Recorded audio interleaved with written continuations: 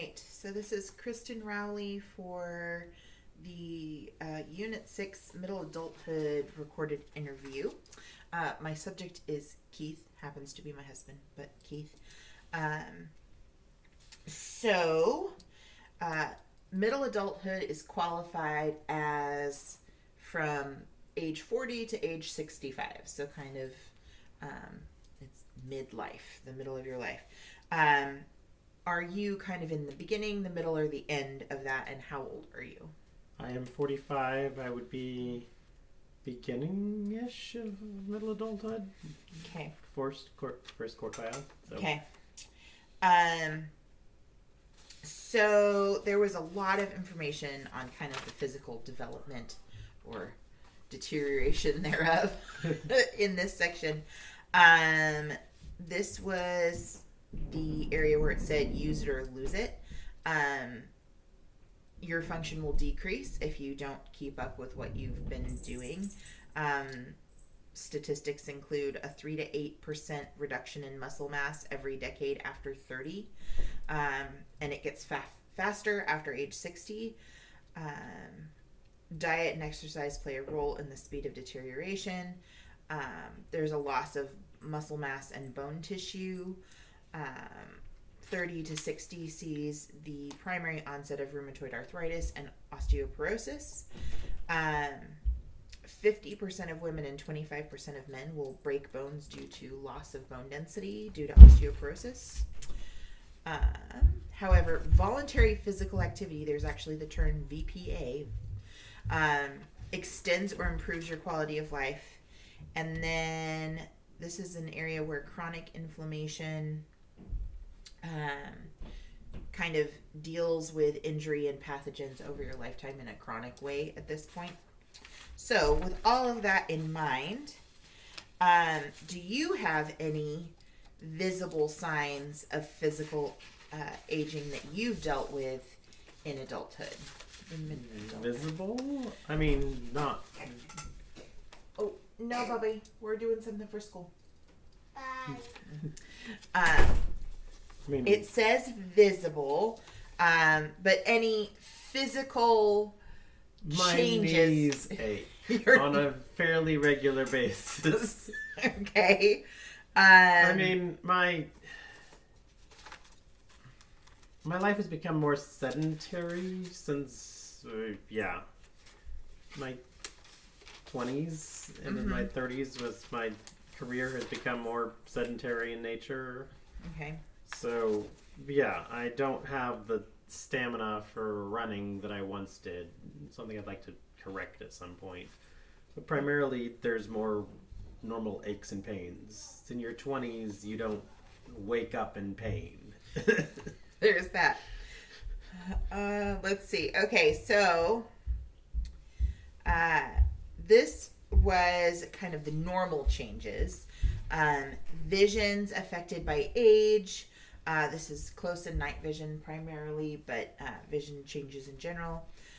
Hearing loss usually starts at 65 plus, but its peak onset is in middle adulthood. Weight gain due to your metabolism slowing. You might have to be more careful with your diet in order to maintain. And your lifestyle impacts you long term. So, let's see. What signs and symptoms of health problems have you noticed? And are there any hereditary problems that you're being more aware of now than you were when you were younger? I've lost close vision. Okay. Which is to say, so my glasses are optimized for this, and I can take them off, and I get optimized for this. I don't have, glasses or not glasses, a vision that can really pick out fingerprints. Okay. Like, I used to be able to get little bitty things, but I would need a different set of glasses for that because by the time I focus that close without them, and they don't have the focus. So yes, I've definitely vision. Vision. It's a ways out because he was in his 70s, but my grandfather died of liver cancer, and I'm aware of that in a way that, you don't worry about it in your 20s. Cancer. So, yes. Now, is that something that you're choosing to be more proactive about than maybe you would have been otherwise? Is there anything specific you're doing? Oh, what's the medical procedure I'm getting in January? Colonoscopy? So the medical suggestion has gone from 50 to 45 for a colonoscopy, and it's not the most pleasant idea for a guy, but I was more enthusiastic, ready to go for that. I asked about it last year at my medical because catch the cancer quick if there is anything.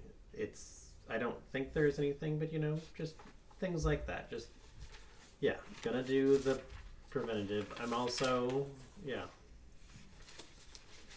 seriously looking at getting a treadmill and starting to take my lunch hours and do a little bit of exercise. So all the things. All right. Not all the things. We haven't decided to change diet. No. Okay, so the next section is on cognitive development. This was interesting to me. So, adults age 45 plus need to safeguard their cognitive health as well as their physical health. They are related and they are both important. This was interesting because this was an area where there was trade-off. You have a loss of what's called fluid intelligence. Fluid intelligence is your processing speed and memorizing lists, things like that. That sort of tapers off. But in exchange, you have a better ability to regulate your own emotions. You have more generalized knowledge. This is called crystallized intelligence. Your understanding, your vocabulary, your problem-solving abilities have actually increased. So based on that, how would you summarize and characterize your development in middle adulthood? It's not as easy to pick up things and then test against them as it was when I was younger. Like, it feels a little bit like I've lost the sharpest part of my edge. Okay. So, which is a little bit terrifying. I like the whole COVID thing, and that being one of the symptoms of long COVID is cognitive decline, like significant. That's terrifying, partly because that's how I make a living. Mm-hmm.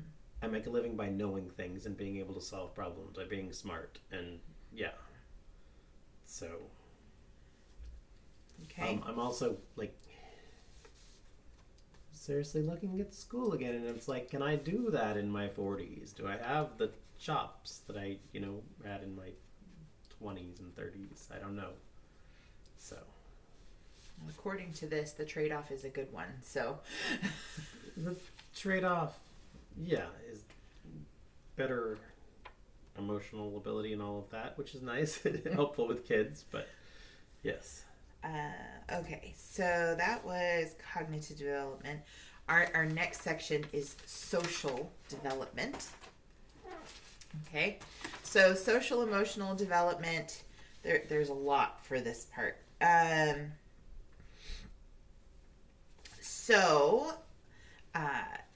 This is where we're kind of going through Erikson's theory, and he has 8 different sections.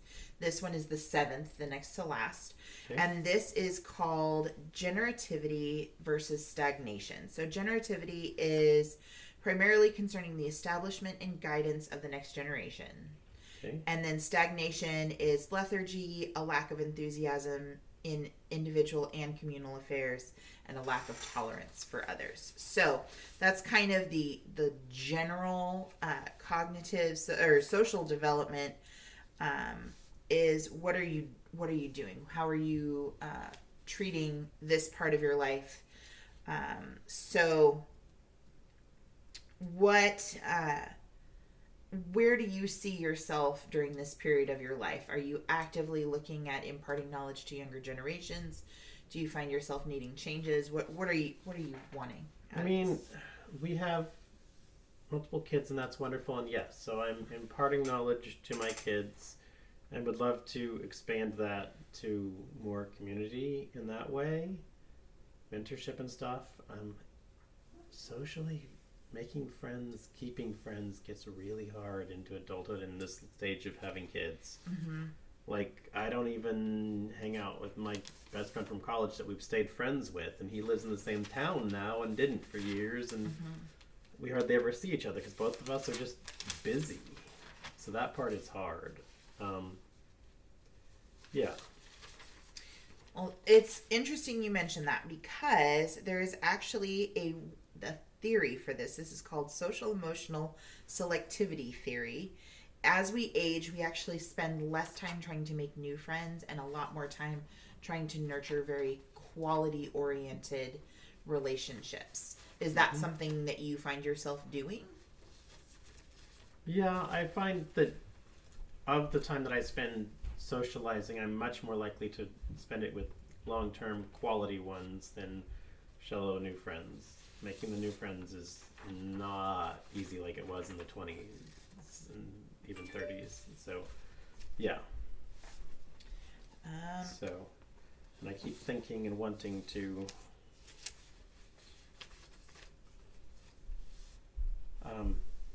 yeah.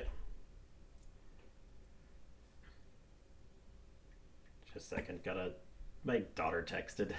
That's part of the whole. I'm gonna pause it. I'm gonna edit this a little bit so it's fine.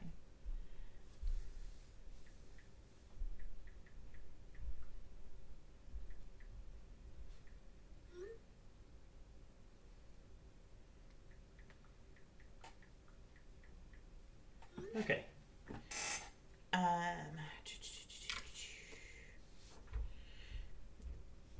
Okay, so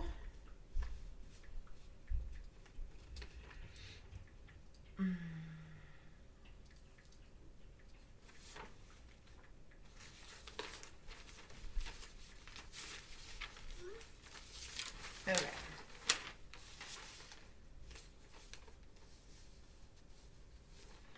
Okay. So this was an interesting area. So in relationships, there is something called I think it's hedonic set point, which is your general happiness level in relationships. It can be affected short term by really happy events, really sad events, etc. But it generally remains stable. Like you'll find your equilibrium. Do you find that to be true in your relationships in midlife? In midlife, for sure. The 20s are crazy and below, like everything's up and down. But yes, things have stabilized into generally happy and at a certain level of happiness that tends to be equalized. Life can affect that, like it always can. When generalized stress, money, whatever is higher, it's, you're less happy. And you're less happy in your relationships when you're just less happy in general. But yeah. Okay. All right. So work related issues in midlife. So most people find that the longer they're in a job, the less satisfied they are with a job, and then the older they get, the more satisfied they are just kind of with their life in general. But there are some people that feel very strongly that they need to make a change, which we'll get to in a second. As far as work goes, do you find yourself satisfied in your work? Do you have a desire for change? Like, what do you see yourself doing as far as your career at this point in your life?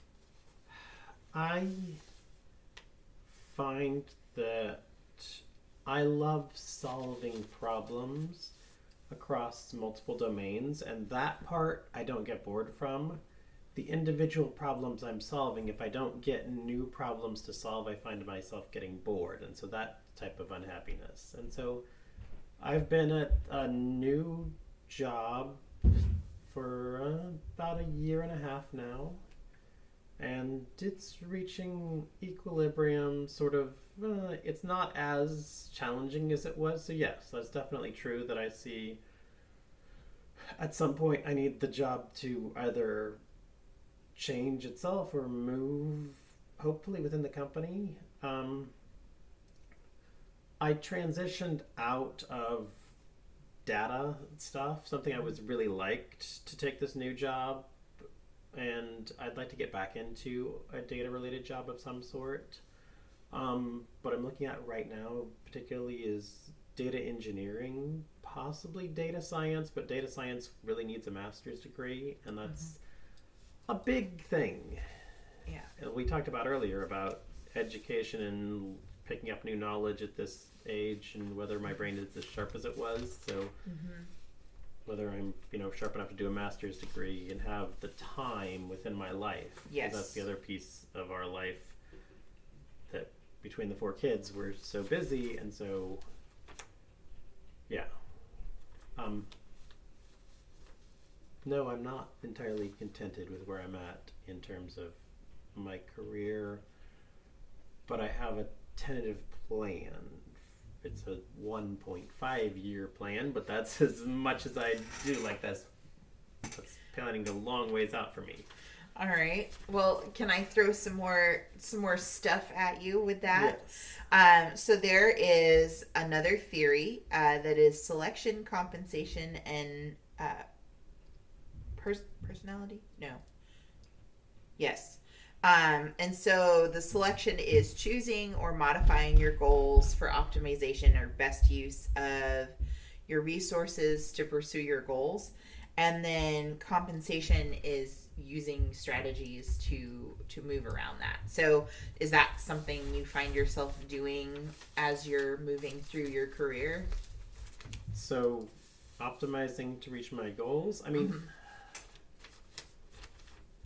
I have rarely had goals in my career. That's the weird thing. I always do the next thing. Not right now, Bubba. Hey.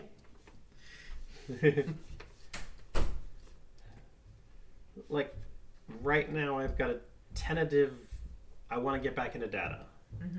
I miss that goal, and some idea that this whole field of data engineering, which is moving the data from one place to another within storing it and transforming it, could be really interesting and a good next step for me. And that's as close as I've come. I'm optimizing my studying of new things and trying to pick all of that up in terms of that, but I haven't had career goals. I've just sort of flowed. Do you think that... What are you doing, dude? Dad. We are busy right now, both of us together. I know. I'm hungry too, Levy. We'll get some dinner soon. Soon. So there is this theory, this kind of overarching theme that's been noticed as people have studied midlife, that as you get older, your dreams, your goals, your plans go from kind of a wide-eyed, idealistic situation into a more refined, more realistic, kind of settled set of criteria. Do you find that the things that you wanted for yourself younger in your life have morphed and changed and settled as you've entered midlife? No. Okay. But part of that was, I think a lot of that is my desires that I considered allowed were constrained by religious boundary making. And as I've entered midlife, I've had a religious midlife crisis, if you want to call it that, having to do with, religious identity, and lost a lot of that, and along with losing the religious identity to some degree, some of the boundaries on what you can want are just sort of floating away. Mm-hmm. So, yeah. So things you can desire or just think about doing or whatever. Mm-hmm. So, I also never had grandiose ideas of what I wanted for my life. True. So I didn't have big plans. My daughter wants to be a vet. She's known she wanted to be a vet. She's got big plans for her life. I've never had big plans for my life. I go find the next fun thing that sounds fun to do, and I go do it. And I've gotten very lucky that those fun things happen to be decently remunerative. Mm-hmm. So, yeah. All right. So, we have 2 more sections. This one is talking kind of about how our diet as young people, the habits we've gotten into, exercising regularly, spending time outside, nurturing relationships, all of those things they impact your health status. And those habits and things that we've done as young people, when we enter midlife, they've kind of stuck around, and we're starting to see the consequences of that. Would you say that your lifestyle from your 20s and 30s has carried over into midlife for you? Not as much as I'd like it to. I think I was more active in my 20s and 30s. That we would make a more concerted attempt to go walking multiple times a day, and 2 jobs ago, which would have been what? Close to a decade at this point. Yeah, a decade ago. So, when I was in my 30s, my job, I had to commute to my job, and it was enough of a commute that I couldn't commute home for lunch. So I had this whole lunch hour, which I had to do something with, and multiple days a week, a lot of the times, I'd go for a walk on my lunch hour. Or a run. So I was more active, and part of that was just there was more room in my life at that point. Mm-hmm. And now I work from home, and so I work right there. And my commute is down the stairs, and there are days I don't get out of the house. Yeah. I would love to, fix that and become more active again. I think that'd be good for a lot of reasons. So, do you have any other habits that you've carried over from your younger years that you're still doing now, or things that you've given up?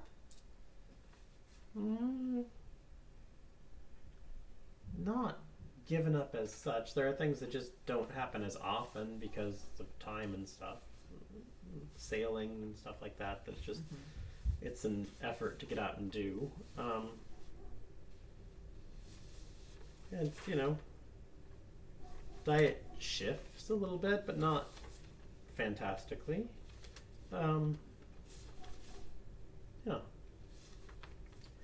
Not specifically given up. Yeah. Okay.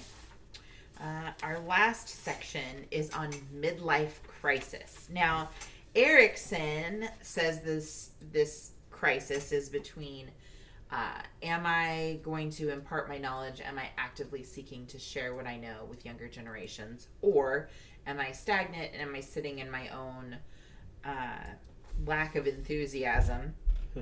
But Levinson, he's another researcher, Daniel Levinson, he described midlife crisis, usually starting from age 40 to 45, as a season of change when adults reaffirm all the dreams they had as young adults. But with the twist that they're not necessarily looking for acceptance out in the world.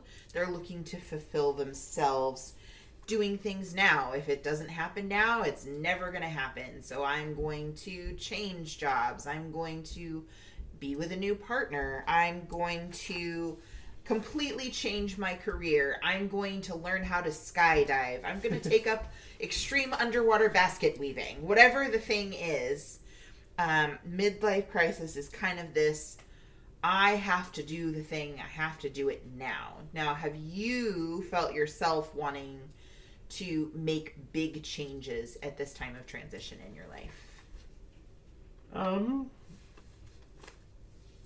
I mean, it's been multiple years, but I bought a 68 Mustang because I really wanted to learn to weld and pick up some skills that I didn't have, and I hadn't picked it up through my 20s and 30s, and so some of those things. So that, bought the sports car. It's not much of a sports car because it's more of a project, but, I did the typical buy a sports car thing. And I'm seriously considering going back for my master's, a thing that I'd wanted to do from the point when I was 2 years into college, and I kept thinking, I'll finish college and then I'll go on to the master's, and then I didn't then, and then I tried going back at one point for one master's, and that didn't last right before we got married. Mm-hmm. So I'm seriously considering going back and doing that again, a different master's this time, but still, I wanted to go get my master's since my 20s and haven't done it, and it's like, okay, I get a master's degree now and spend a couple years doing it. It'll be, close to 50 by the time I have it. And how much career-wise is that going to, 15, 20 years, depending on if I choose to retire or not? Yeah. Is it, so that thing, yeah. Don't want to pick up skydiving. Yeah. Do you feel that your plans are kind of more settled within yourself now, the things that you would like to do? Not career-wise. And career is such a big part of my life in terms of just, time spent. Career-wise, I get bored. I still haven't found what do I want to do in case I grow up thing. But what I've figured out is, traditionally the way I go is, okay, what's the next thing I'd like to do for 3 to 5 years of, 20 more years of working. Yeah.